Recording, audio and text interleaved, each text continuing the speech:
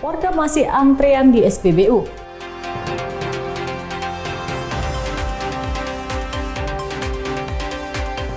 Relawan bersih masjid tetap beraktivitas.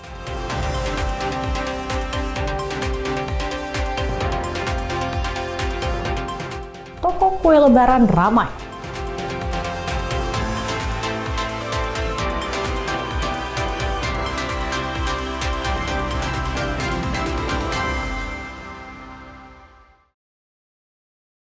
Assalamualaikum, selamat pagi saudara. Kompas Pagi hari ini hadir dengan beragam informasi penting dan menarik dari Sumatera bagian utara. Selain tiga sorotan tadi, sejumlah informasi lain akan kami sajikan dalam Kompas Pagi. Bersama saya Riza Rizkyanti, inilah Kompas Pagi selengkapnya di Kompas TV, independen terpercaya.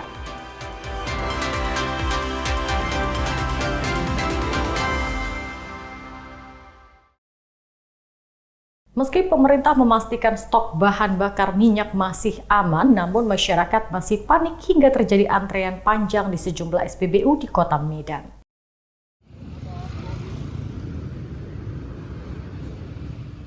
Antrian panjang pengisian bahan bakar minyak masih terlihat di sejumlah SPBU di Kota Medan. Seperti terpantau di sepanjang Jalan Setiabudi dan Jalan Saya Serayu Medan. Antrian terlihat di SPBU subsidi dan BBM non-subsidi untuk roda 2 dan roda 4. Akibat kepanikan warga ini, sejumlah ruas jalan di sekitar SPBU menjadi tersendat. Warga mengaku khawatir akan kehabisan bahan bakar sebagai dampak perang Iran. Dedi Rizky Ginting, Kompas TV, Medan, Sumatera Utara. Saudara, masih informasi antrian SPBU. Warga Kota Banda Aceh mulai khawatir dan mengantri di sejumlah SPBU. Mereka khawatir adanya isu kelangkaan BBM akibat konflik di Timur Tengah. Isu kelangkaan bahan bakar minyak BBM merebak hingga ke Banda Aceh. Konflik Timur Tengah antara Iran dan Israel membuat dampak warga Kota Banda Aceh mulai panik dan rela mengantre hingga 1 jam di sejumlah stasiun pengisian bahan bakar umum SPBU yang tersebar di Kota Banda Aceh. Warga mulai berbondong-bondong mengisi penuh tangki bahan bakar kendaraan karena adanya isu lonjakan harga BBM akan meningkat tajam. Namun harga BBM di SPBU saat ini masih normal, belum ada kenaikan. Pak, saya baru antri minyak sekitaran 1 jam Pak. Saya khawatir minyak Aceh habis karena terkait perang Iran dan Israel. Terima kasih Pak.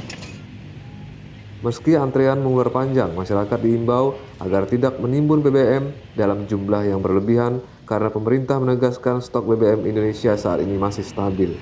Tim Liputan Kompas TV, Banda Aceh.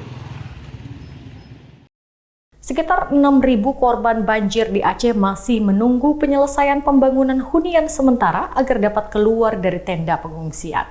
Pemerintah mempercepat pembangunan huntara ini dengan target sebelum Idul Fitri. Menteri Dalam Negeri Tito Karnavian yang juga sebagai Kepala Satuan Tugas Percepatan Rehabilitasi dan Rekonstruksi Pasca Bencana Sumatera menjelaskan hunian sementara untuk korban banjir di Aceh, pembangunannya terus dikebut. Ada beberapa daerah terdampak banjir di Aceh. Huntara masih dalam proses pembangunan seperti di Aceh Tamiang dan Pidi Jaya.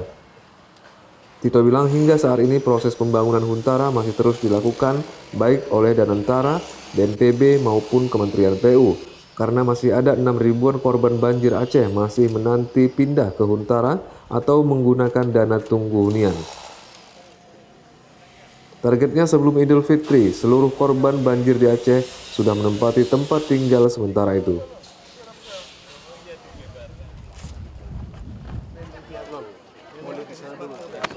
Ribuan.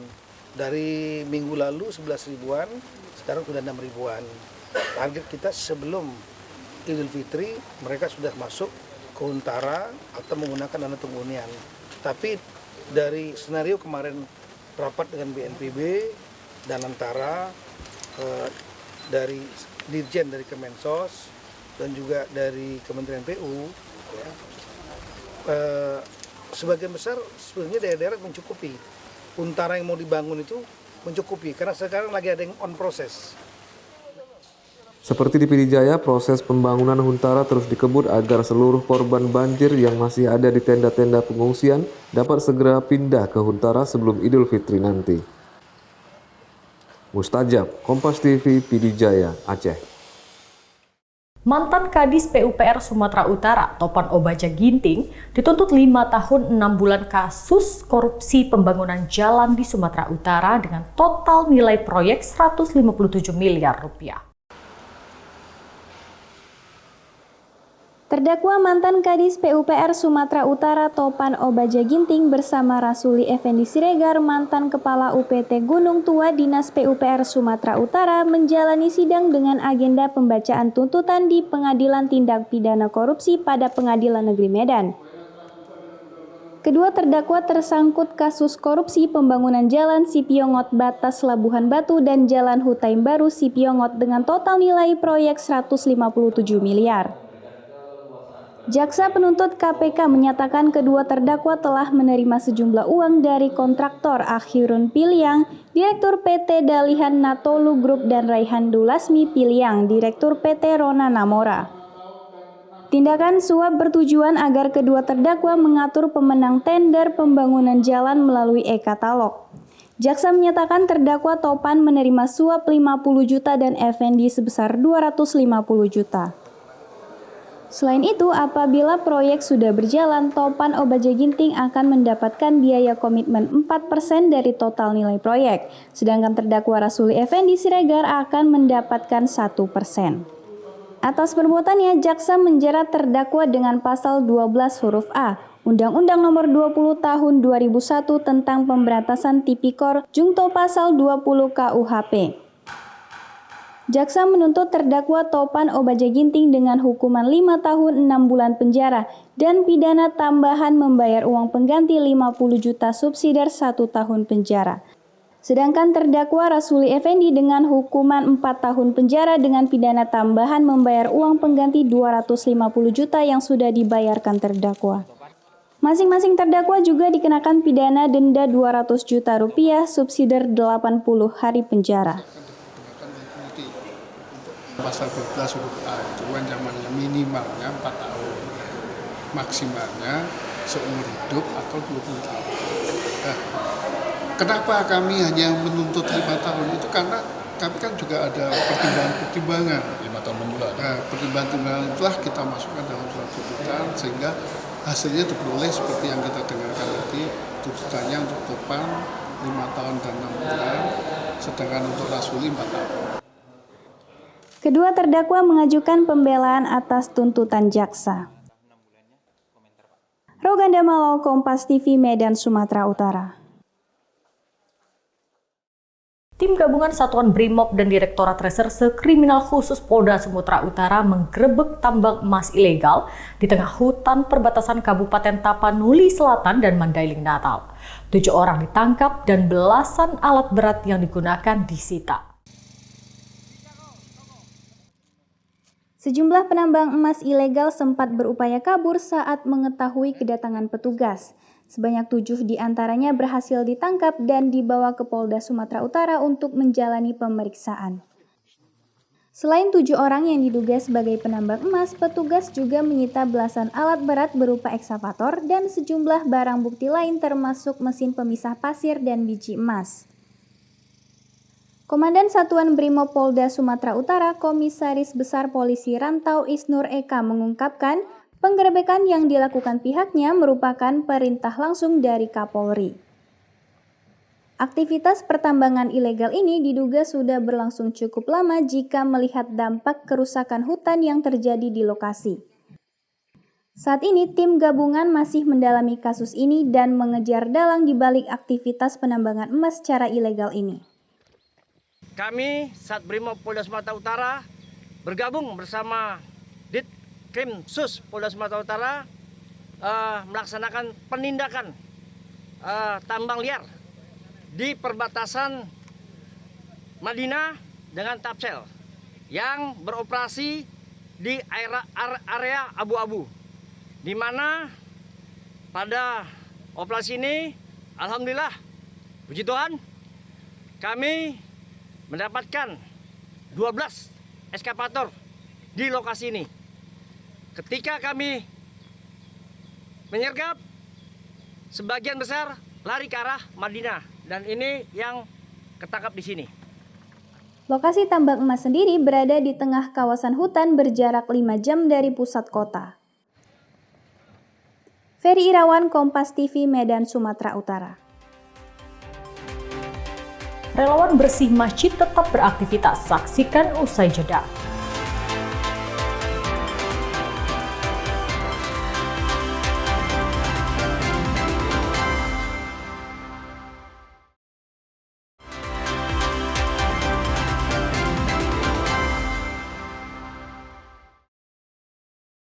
Masih bersama saya Risa Rizkyanti dalam Kompas Pagi. Saudara, di tengah menjalani puasa di bulan suci Ramadan, sekelompok relawan di Kota Medan tetap beraktivitas membersihkan masjid secara gratis. Selain mencari keberkahan, mereka juga berniat membuat masjid bersih dan juga nyaman. Beberapa orang tampak sibuk mengangkat alat kebersihan, menyapu lantai, hingga mengelap jendela. Dengan penuh ketelatenan, mereka membersihkan setiap sudut rumah ibadah agar tampak rapi dan nyaman. Mereka bukan petugas kebersihan masjid, tapi mereka adalah relawan dari Yayasan Haji Hanif yang memberikan pelayanan kebersihan masjid secara cuma-cuma. Relawan ini telah beraktivitas sejak tahun 2000. Mereka berkeliling dari satu masjid ke masjid lainnya di Kota Medan dan sekitarnya. Mereka membantu menjaga kebersihan tempat ibadah tanpa memungut biaya. Bagi mereka, menjaga kebersihan masjid adalah bentuk pengabdian. Dengan membawa sejumlah peralatan, mereka menyapu lantai, membersihkan karpet dengan vakum, mengelap kaca jendela, hingga menyekat area tempat wudhu yang kerap dipenuhi lumut dan kerak air. Hasan Basri, salah seorang relawan, mengatakan bekerja di program pembersih masjid bukan hanya sekedar pekerjaan, tapi juga menjadi ladang amal. Meski demikian, Hasan menegaskan para petugas tetap mendapatkan gaji dari yayasan. Hal ini karena kegiatan tersebut juga merupakan bagian dari pekerjaan yang diolah secara profesional oleh Yayasan Haji Hanif. Yang didapatkan sudah pasti salah satu adalah pengalaman. Yang kedua tadi itu amal, kita membersihkan rumah Allah dengan ikhlas, kita sudah pasti mendapatkan amal ibadah dari Allah SWT. Sudah pasti gaji sudah pasti dapat. Nah, namanya juga kan kita bekerja di yayasan ini, yayasan membersihkan masjid gratis, kita keliling membersihkan masjid dengan ikhlas, yayasanlah yang memberikan kepada kita. Sementara itu, Ketua Yayasan Haji Hanif, Musa Rajeksah, mengatakan saat ini yayasan mengoperasionalkan sekitar 39 unit kendaraan pembersih masjid yang bekerja setiap harinya. Ya, alhamdulillah yayasan pembersih masjid dari Yayasan Haji Hanif di bulan suci Ramadan ini tetap kita berjalan seperti biasanya. Kami ada lebih kurang 39 unit kendaraan yang beroperasional setiap harinya dalam pembersihan masjid, dan rata-rata satu kendaraan itu bisa mendapatkan 5 masjid rata-rata setiap harinya. Ya, lebih kurang satu bulan kita sekitar 3.500 sampai 4.000 masjid lah, ada yang berulang, ada juga yang sekali, dan itu kita laksanakan rutin. Di Ramadan ini juga hanya jam kerjanya saja berkurang, mungkin satu harinya agak berkurang satu masjid. Sebelumnya, program pembersihan masjid ini merupakan gagasan almarhum Haji Hanif yang dimulai pada tahun 2000. Saat itu kegiatan ini hanya menggunakan satu unit kendaraan yang beroperasi di Kota Padang Sidempuan. Seiring waktu, program terus berkembang. Dedi Zulkifli Tarigan, Kompas TV, Medan, Sumatera Utara. Saudara, Perum Bulog wilayah Sumatera Utara memastikan pasokan beras dan minyak goreng hingga Lebaran mendatang aman. Bulog juga menjamin kelancaran pasokan beras dan minyak goreng ke seluruh wilayah di Sumatera Utara. Jelang perayaan Hari Raya Idul Fitri, Perum Bulog wilayah Sumatera Utara memastikan stok beras dan minyak goreng aman hingga libur Lebaran usai. Pimpinan wilayah Perum Bulog wilayah Sumatera Utara Budi Cahyanto bilang stok beras dan minyak goreng mencukupi untuk memenuhi kebutuhan masyarakat di seluruh kabupaten kota di Sumatera Utara. Ia juga menjamin pendistribusian beras dan minyak goreng saat Ramadan hingga pasca Lebaran Idul Fitri lancar dan merata di seluruh wilayah Sumatera Utara. Untuk mengantisipasi kelangkaan yang sempat terjadi pada tahun lalu, Perumbulok wilayah Sumatera Utara akan menerapkan 2 jalur distribusi sekaligus. Memang kami jauh-jauh hari pun sudah mempersiapkan dan mendistribusikan ke seluruh gudang yang ada di Sumatera Utara, karena ada 18 titik. Sehingga kami pun juga langsung, karena memang ada perpanjangan SPHP dan juga panas, jadi kami pun melaksanakan pendistribusian ke pasar-pasar, FPK, retail modern. Selain menyalurkan 6,9 juta liter minyak goreng untuk bantuan pangan gratis, Bulog juga tetap mengisi pasar umum dengan stok komersil sebanyak 1,9 juta liter. Dedi Rizky Ginting, Kompas TV Medan, Sumatera Utara. PT Kereta Api Divre 1 Sumatera Utara menambah 1 perjalanan pulang pergi kereta api Sibilah Utama relasi Medan Rantau Perapat dalam masa angkut Lebaran 2026. Selain itu, kereta api Siantar Express dan Putri Deli juga mendapat penambahan 1 kereta kelas ekonomi. Pada masa angkutan Lebaran tahun 2026 yang berlangsung dari tanggal 11 Maret hingga tanggal 1 April, PT Kereta Api Divre 1 Sumatera Utara menyediakan total 231.000 tempat duduk.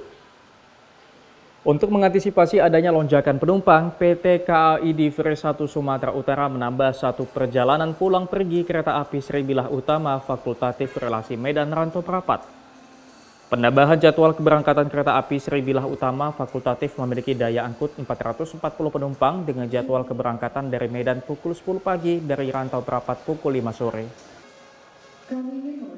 Selain menambah jadwal keberangkatan, kereta api Sibilah Utama juga mendapat penambahan 2 kereta kelas eksekutif dan bisnis yang memberikan tambahan daya angkut 114 orang. Untuk kereta api Siantar Express dan kereta api Putri Deli masing-masing mendapat peningkatan daya angkut 106 orang. PLT Manajer Humas KAI Divre 1 Sumatera Utara Anwar Yuli Prasetyo bilang pihaknya juga menyediakan 10.000 tiket dengan promo potongan tarif 30% khusus layanan kelas ekonomi untuk penumpang kereta api Sibilah Utama fakultatif dari tanggal 14 Maret hingga tanggal 29 Maret. Regional 1 Sumatera Utara sendiri juga telah menambah 1 perjalanan kereta api Sibilah Utama fakultatif yang nanti akan beroperasi sepanjang mulai dari tanggal 11 Maret sampai dengan 1 April. Selain itu, KAI juga menambahkan beberapa kereta tambahan seperti pada KA Siantar Express, jika pada biasanya membawa 3 kereta, maka mulai tanggal 11 Maret akan ditambahkan 1 kereta. Begitu juga dengan kereta api Putri Deli dari Medan dengan tujuan Tanjung Balai juga akan ditambahkan 1 kereta kelas ekonomi. Ruganda Malau, Kompas TV Medan, Sumatera Utara. Galeri kue lebaran mulai ramai, saksikan usai jeda.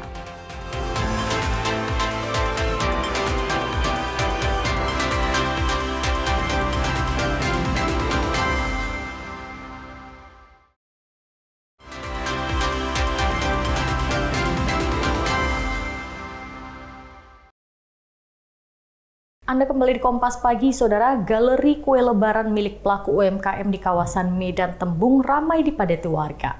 Rasa yang gurih dan harga terjangkau membuat usaha ini selalu ramai dan tetap bertahan beberapa tahun belakangan. Lebih 2 pekan Ramadan, masyarakat mulai memadati lokasi penjualan kue lebaran. Selain di pusat pasar, usaha kue lebaran di kawasan Medan Tembung juga menjadi sasaran warga. Lokasi ini dikenal dengan nama Toko Kue Safa. Usaha kecil menengah ini sudah dirintis sejak beberapa tahun lalu. Awalnya kecil, kemudian berkembang. Setiap tahunnya tempat ini selalu didatangi pembeli yang datang dari berbagai penjuru kota Medan. Selain rasa yang cukup nendang, harga juga cukup miring, sehingga usaha kue ini laris manis. Kue keju ukuran setengah kilogram dijual Rp42.000. Kue cornflakes keju dijual Rp36.000. Kue lidah kucing ukuran 2.500 gram dijual Rp20.000 per toples. Ada juga kue bawang stik setengah kilogram Rp17.000 dan beragam kue lainnya. Ani, salah seorang warga, bilang mereka sudah 2 kali ke tempat ini untuk membeli kue lebaran. Harga terjangkau dan rasa yang gurih membuat dirinya tetap belanja di tempat ini. Selain itu, dia juga tidak perlu repot memasak kue, karena ada toko yang menjual murah dan rasanya cukup nikmat. Udah 2 tahun, Pak. Iya. Murah, enak, harga terjangkau. Kalau untuk kue-kue biasa itu berapa Bu satu kotaknya? Bervariasi Pak. Kalau yang nastar ini berapa Pak? Ada yang kotak kecil, kotak besar ya? Ukuran setengah kilo. Oh. Pak. Nastar daun 40.000. Selain menjual kue lebaran, usaha ini juga menjual beragam cemilan, sehingga setiap hari selalu ramai dikunjungi warga. Bahri Nasri, Kompas TV, Medan, Sumatera Utara.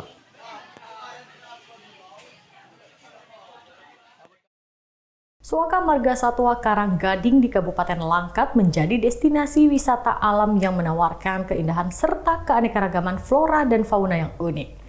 Ekosistem mangrove yang tumbuh subur menjadi habitat berbagai satwa endemik menjadi daya tarik bagi para wisatawan. Dengan menggunakan perahu kayu, pengunjung dapat menyusuri keindahan Taman Suaka Marga Satwa Karanggading ke arah muara yang dekat Selat Malaka. Selama di perjalanan, pengunjung dimanjakan dengan pemandangan beragam jenis tumbuhan mangrove serta dapat melihat beberapa jenis bangau yang terbang bebas. Pengunjung juga diajak ke sebuah pulau kecil yang ditumbuhi tanaman mangrove. Di sini, setiap pengunjung diberi bibit mangrove untuk ditanam sebagai bentuk kontribusi nyata terhadap kelestarian alam. Suaka Marga Satwa Karanggading merupakan satu-satunya hutan mangrove di pesisir Sumatera Utara yang masih ada saat ini. Hutan mangrove ini menjadi salah satu wilayah konservasi yang dikelola oleh Balai Besar Konservasi Sumber Daya Alam Sumatera Utara. Karanggading karena memang SM Karanggading Langkat Timur ini satu-satunya kawasan konservasi mangrove di sepanjang pesisir pantai timur Sumatera. Ini yang satu-satunya. Nah, kemudian dia memiliki satwa-satwa endemik yang memang hanya ada di Sumatera Utara. Misalnya seperti tuntong laut, kemudian juga ada lutung tadi kita lihat, kemudian juga ada bangau tuntong, bangau bluok. Nah, itu tadi ada yang di posisi yang di kelelawar tadi. Nah, itu ada bangau bluok nampak satu. Nah, itu memang yang menjadi potensi. Kemudian juga Sementara itu, salah seorang pengunjung asal Medan mengaku sangat kagum dengan kondisi hutan mangrove yang masih terjaga. Bisa dibilang cukup baik ya, kalau dari segi akses dan untuk potensi wisatanya juga sepertinya ke depan bakal bagus karena banyak spot-spot yang memang cukup unik yang memang nggak didapatin juga di tempat lain. Seperti tadi kawasan mangrove-nya juga dalam proses, ada yang sebagian udah ada sekian, ada juga yang memang dalam proses penanaman dan perawatannya juga menurut pengelola tadi juga terus dikembangkan, terus dimaksimalkan ya. Jadi ke depan mungkin untuk jadi tempat wisata berpotensi lah. Mengunjungi Suaka Marga Satwa Karanggading dipastikan akan memberikan pengalaman wisata yang menyenangkan dan akan meninggalkan kesan mendalam akan pentingnya menjaga dan merawat alam. Dedi Zulkifli Terigan, Kompas TV, Langkat, Sumatera Utara.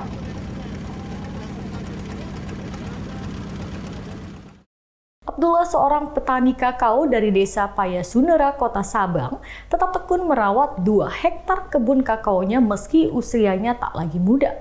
Kegigihannya tidak hanya menjaga kualitas kakao Sabang, tetapi juga membuka peluang bagi pelaku UMKM lokal yang kini mengolah hasil panennya menjadi berbagai produk coklat siap saji. Di usianya yang tak lagi muda, Abdullah tetap bergerak lincah di antara rimbun pepohonan kakao miliknya. Setiap pagi ia membawa gunting dan parang lalu memulai rutinitas yang telah dijalaninya lebih dari 30 tahun. Dengan cekatan ia memotong dahan-dahan yang menghambat pertumbuhan buah, bahkan tak segan memangkas dahan yang masih berbuah demi memberi ruang bagi buah lain untuk berkembang maksimal di atas lahan 2 hektar itu. Musim panen selalu membawa senyum bagi Abdullah. 2 kali seminggu ia memanen buah-buah kakao yang kini bernilai mencapai Rp50.000 per kilogram. Di tengah meningkatnya harga dan permintaan, ia tetap melakukan peremajaan tanaman agar kebunnya terus produktif. Ketekunannya menjaga kualitas kakao bukan hanya menghidupi keluarganya, tetapi juga memberi nilai bagi UMKM lokal yang kini mengolah hasil kebunnya menjadi beragam produk coklat khas Sabang. Abdullah telah menjadi bagian penting dalam rantai produksi coklat yang mengangkat nama kotanya hingga dikenal wisatawan. Kalau pabrik, kalau fermentasi itu sekitar 45. Itu yang maksimal, tapi kalau yang grade A mungkin sampai 50 tuh. Coklat Sabang dikenal berkualitas tinggi dengan cita rasa khas. Melalui Koperasi Produsen Kakao Jaya Mandiri, biji kakao asli Sabang diolah menjadi produk premium bernama Cokbang yang kini banyak diburu wisatawan. Menggunakan 100% kakao lokal dari para petani sebanyak 30 petani bergabung dalam koperasi ini. Coklat Sabang telah menjadi oleh-oleh unggulan kota Sabang dengan omset yang melonjak hingga lebih dari 300 juta rupiah per tahun. Kita sudah memproduksi itu bubuk kakao. Nah, untuk coklat komponnya kita sudah ada 7 jenis, dan coklat premium couverturnya kita sudah ada 3 jenis, 50%, 70%, dan 80%. Nah, alhamdulillahnya saat ini segmentasi pasar Cokbang itu adalah pariwisata, Pak. Jadi wisatawan-wisatawan lokal maupun wisatawan asing.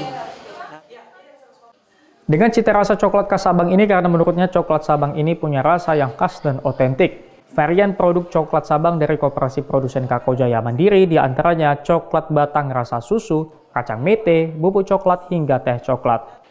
Itu rasanya seperti Cadbury. Cadbury tahu? Cadbury ya. Yang milk punya, milk chocolate. Ya, rasanya seperti itu. Syahril Mustajab, Kompas TV, Sabang, Aceh. Saudara, berbekal kreativitas, seorang anak muda di Kota Medan berhasil mengolah limbah plastik menjadi aneka kerajinan yang bernilai ekonomi tinggi. Upaya pengelolaan limbah plastik ini juga merupakan kampanye pada masyarakat untuk ikut peduli menjaga lingkungan.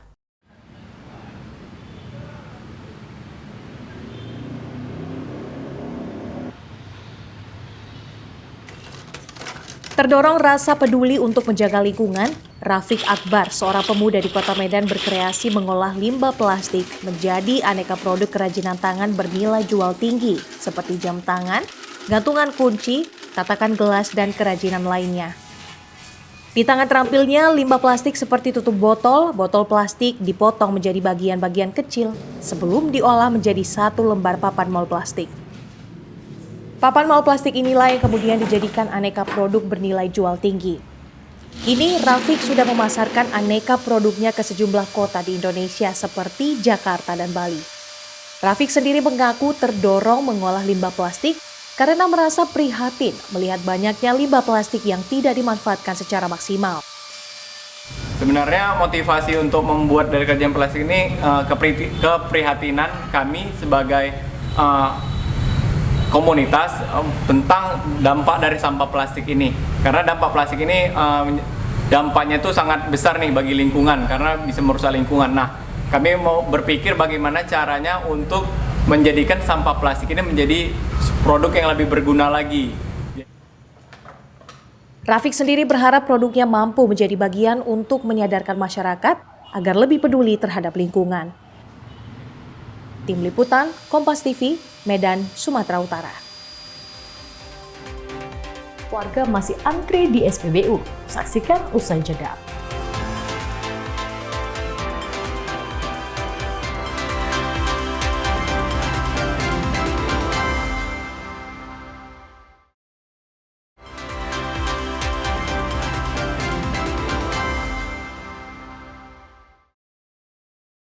Meski pemerintah memastikan stok bahan bakar minyak masih aman, namun masyarakat masih panik hingga terjadi antrean panjang di sejumlah SPBU di Kota Medan.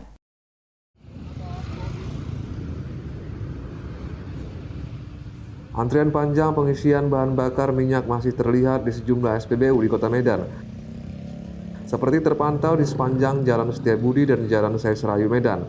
Antrian terlihat di SPBU subsidi dan BBM non-subsidi untuk roda 2 dan roda 4. Akibat kepanikan warga ini, sejumlah ruas jalan di sekitar SPBU menjadi tersendat. Warga mengaku khawatir akan kehabisan bahan bakar sebagai dampak perang Iran. Dedi Rizky Ginting, Kompas TV, Medan, Sumatera Utara. Saudara, masih informasi antrian SPBU. Warga Kota Banda Aceh mulai khawatir dan mengantri di sejumlah SPBU. Mereka khawatir adanya isu kelangkaan BBM akibat konflik di Timur Tengah. Isu kelangkaan bahan bakar minyak BBM merebak hingga ke Banda Aceh.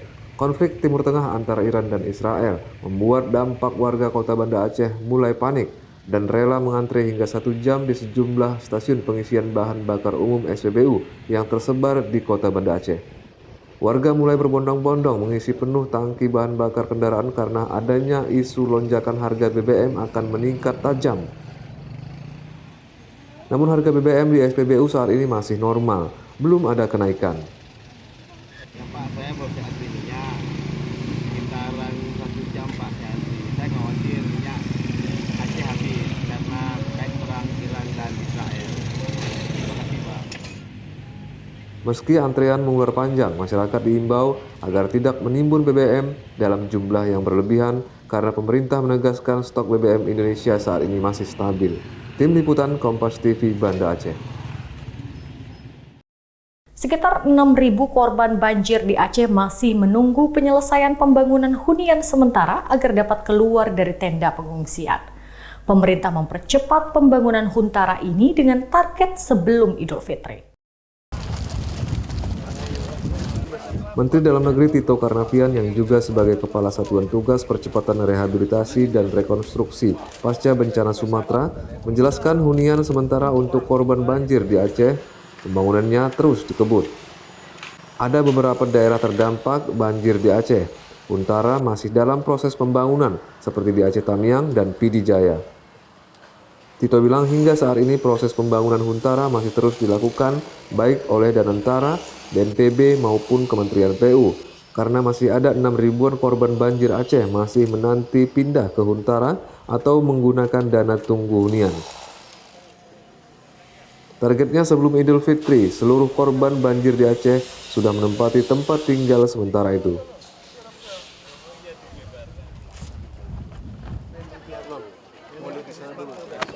Ribuan dari minggu lalu 11 ribuan, sekarang sudah 6 ribuan.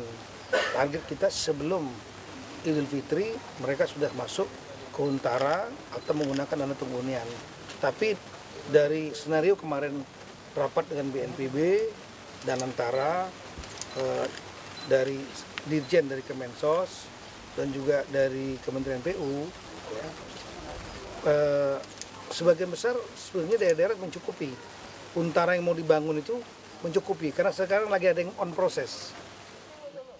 Seperti di Pidi Jaya, proses pembangunan huntara terus dikebut agar seluruh korban banjir yang masih ada di tenda-tenda pengungsian dapat segera pindah ke huntara sebelum Idul Fitri nanti. Mustajab, Kompas TV, Pidi Jaya, Aceh. Mantan Kadis PUPR Sumatera Utara, Topan Obaja Ginting, dituntut 5 tahun 6 bulan kasus korupsi pembangunan jalan di Sumatera Utara dengan total nilai proyek 157 miliar rupiah. Terdakwa mantan Kadis PUPR Sumatera Utara Topan Obaja Ginting bersama Rasuli Effendi Siregar, mantan Kepala UPT Gunung Tua Dinas PUPR Sumatera Utara, menjalani sidang dengan agenda pembacaan tuntutan di Pengadilan Tindak Pidana Korupsi pada Pengadilan Negeri Medan. Kedua terdakwa tersangkut kasus korupsi pembangunan Jalan Sipiongot Batas Labuhan Batu dan Jalan Hutaim Baru Sipiongot dengan total nilai proyek 157 miliar. Jaksa penuntut KPK menyatakan kedua terdakwa telah menerima sejumlah uang dari kontraktor Akhirun Piliang, Direktur PT Dalihan Natolu Group dan Raihan Dulasmi Piliang, Direktur PT Rona Namora. Tindakan suap bertujuan agar kedua terdakwa mengatur pemenang tender pembangunan jalan melalui e-katalog. Jaksa menyatakan terdakwa Topan menerima suap 50 juta dan Effendi sebesar 250 juta. Selain itu, apabila proyek sudah berjalan, Topan Obaja Ginting akan mendapatkan biaya komitmen 4% dari total nilai proyek, sedangkan terdakwa Rasuli Effendi Siregar akan mendapatkan 1%. Atas perbuatannya, jaksa menjerat terdakwa dengan pasal 12 huruf A, Undang-Undang Nomor 20 Tahun 2001 tentang Pemberantasan Tipikor Jungto Pasal 20 KUHP. Jaksa menuntut terdakwa Topan Obajaginting dengan hukuman 5 tahun 6 bulan penjara dan pidana tambahan membayar uang pengganti 50 juta subsidiar 1 tahun penjara. Sedangkan terdakwa Rasuli Effendi dengan hukuman 4 tahun penjara dengan pidana tambahan membayar uang pengganti 250 juta yang sudah dibayarkan terdakwa. Masing-masing terdakwa juga dikenakan pidana denda 200 juta rupiah, subsidiar 80 hari penjara. Pasal 12 huruf A itu ancamannya minimalnya 4 tahun, maksimalnya seumur hidup atau 20 tahun. Nah, kenapa kami hanya menuntut 5 tahun? Itu karena kami kan juga ada pertimbangan-pertimbangan. 5 tahun 6 bulan. Nah, pertimbangan itulah kita masukkan dalam surat tuntutan sehingga hasilnya diperoleh seperti yang kita dengarkan tadi, tuntutannya untuk Topan 5 tahun dan 6 bulan, sedangkan untuk Rasuli 4 tahun. Kedua terdakwa mengajukan pembelaan atas tuntutan jaksa. Roganda Malau, Kompas TV, Medan, Sumatera Utara. Tim gabungan Satuan Brimob dan Direktorat Reserse Kriminal Khusus Polda Sumatera Utara menggerebek tambang emas ilegal di tengah hutan perbatasan Kabupaten Tapanuli Selatan dan Mandailing Natal. 7 orang ditangkap dan belasan alat berat yang digunakan disita. Sejumlah penambang emas ilegal sempat berupaya kabur saat mengetahui kedatangan petugas. Sebanyak 7 diantaranya berhasil ditangkap dan dibawa ke Polda Sumatera Utara untuk menjalani pemeriksaan. Selain 7 orang yang diduga sebagai penambang emas, petugas juga menyita belasan alat berat berupa ekskavator dan sejumlah barang bukti lain termasuk mesin pemisah pasir dan biji emas. Komandan Satuan Brimob Polda Sumatera Utara, Komisaris Besar Polisi Rantau Isnur Eka mengungkapkan, penggerebekan yang dilakukan pihaknya merupakan perintah langsung dari Kapolri. Aktivitas pertambangan ilegal ini diduga sudah berlangsung cukup lama jika melihat dampak kerusakan hutan yang terjadi di lokasi. Saat ini tim gabungan masih mendalami kasus ini dan mengejar dalang di balik aktivitas penambangan emas secara ilegal ini. Kami Sat Brimob Polda Sumatera Utara bergabung bersama Krim Sus Polda Sumatera Utara melaksanakan penindakan tambang liar di perbatasan Madinah dengan Tapsel yang beroperasi di area abu-abu, di mana pada operasi ini alhamdulillah puji Tuhan kami mendapatkan 12 ekskavator di lokasi ini. Ketika kami menyergap, sebagian besar lari ke arah Madinah dan ini yang ketangkap di sini. Lokasi tambang emas sendiri berada di tengah kawasan hutan berjarak 5 jam dari pusat kota. Ferry Irawan, Kompas TV, Medan, Sumatera Utara. Sampai di sini Kompas Pagi hari ini. Anda bisa menyimak video tayangan kami di kompas.tv atau menyaksikan siaran langsung via streaming di kompas.tv/live. Kami undur diri, tetap saksikan rangkaian program berita di Kompas TV, independen terpercaya. Assalamualaikum.